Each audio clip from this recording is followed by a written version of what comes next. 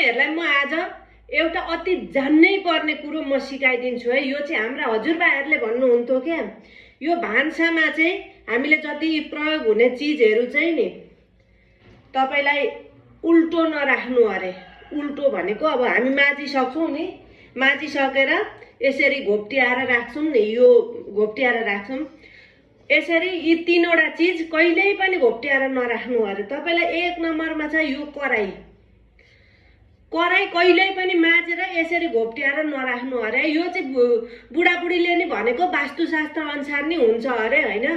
यसलाई चाहिँ माझेर जहिले पनि यसरी यसरी कि यसरी नि राख्नु कि यसरी नि राख्नु, यसरी राख्नु पानी तरिन्छ हैन।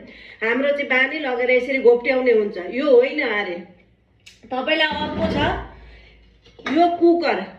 कुकर जहिले पनि माझेर कहिल्यै पनि माझेर यसरी घोप्ट्याएर कहिल्यै नराख्नु अरे। यसले दरिद्रता ल्याउँछ अरे कि अनिकाल जस्तो ल्याउँछ अरे। यो चाहिँ अब वास्तुशास्त्र अनुसार भनेर हजुरबाले भनेको कुरा हामीले चाहिँ सुनेर आज मैले शेयर गर्न खोजेको है।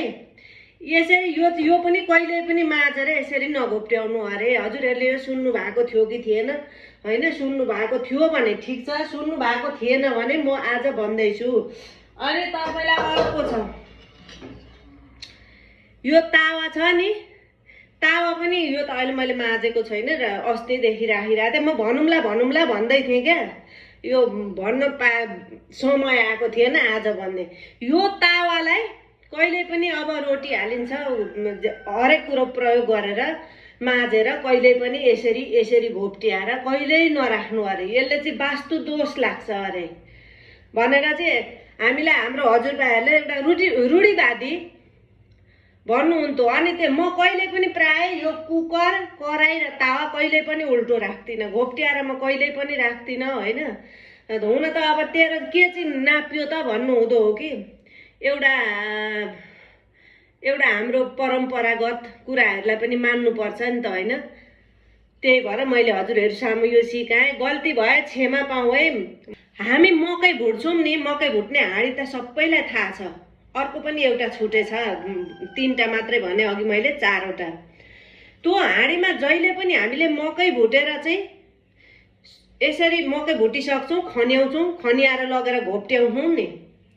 कहिले पनि त्यसरी त रित्तो हाँडी कहिले पनि नघोप्ट्याउनु अरे ल भनेर अब भन्नुहुन्थ्यो। अब कहाँसम्म सत्य हो हैन? त्यसमा चाडा दाना राखेर यसरी राखिदिनु अरे।